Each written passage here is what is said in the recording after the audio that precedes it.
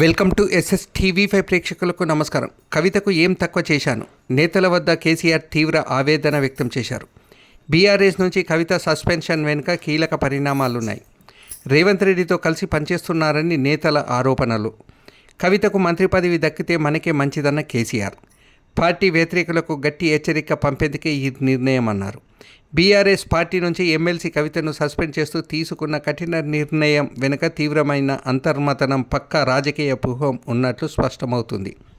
ఈ నిర్ణయం తీసుకునే ముందు ఫామ్ హౌస్లో ముఖ్య నేతలతో సమావేశమైన పార్టీ అధినేత కేసీఆర్ తన కుమార్తె వ్యవహార శైలిపై తీవ్ర అసంతృప్తి, ఆవేదన వ్యక్తం చేసినట్టు విశ్వసనీయ వర్గాల ద్వారా తెలిసింది.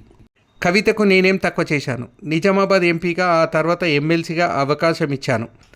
మద్యం కేసులో చిక్కుకున్నప్పుడు పెద్ద లాయర్లను పెట్టి పోరాడాను.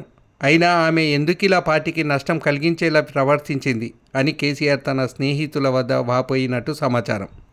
ఈ సమావేశంలో కొందరు సీనియర్ నేతలు మాట్లాడుతూ కవిత ముఖ్యమంత్రి రేవంత్ రెడ్డితో టచ్లో ఉన్నారని, ఆయన ఆదేశాల మేరకే నడుచుకుంటున్నారని ఆరోపించినట్టు తెలిసింది.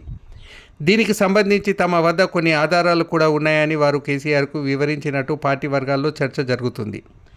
ఈ పరిణామాల నేపథ్యంలో కవితపై వేటు వేయకపోతే పార్టీలో క్రమశిక్షణ లోపిస్తుందని, చాలామంది నేతలు సొంత అజెండాతో ముందుకు వెళ్లే ప్రమాదం ఉందని అభిప్రాయపడినట్లు తెలిసింది.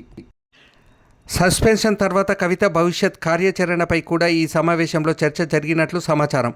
ఆమె కాంగ్రెస్లో చేరే అవకాశాలు ఉన్నాయని, ఒకవేళ కాంగ్రెస్ ప్రభుత్వం ఆమెకు మంత్రి పదవి కూడా ఇవ్వొచ్చని కొందరు నేతలు అంచనా వేశారు.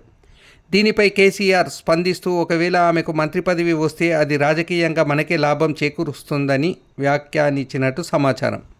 కుమార్తె విషయంలో కఠినంగా వ్యవహరించడం ద్వారా పార్టీయే తనకు కుటుంబమని, పార్టీ వ్యతిరేక కార్యకలాపాలకు పాల్పడితే ఎంతటి వారినైనా ఉపేక్షించేది లేదని కేసీఆర్ గట్టి సందేశం పంపినట్టయింది. నేతలందరి అభిప్రాయాలను పరిగణనలోకి తీసుకున్న తర్వాతే పార్టీ ప్రయోజనాల దృష్ట్యా కవితపై వేటు వేయాలన్న తుది నిర్ణయానికి కేసీఆర్ వచ్చినట్టు తెలుస్తుంది.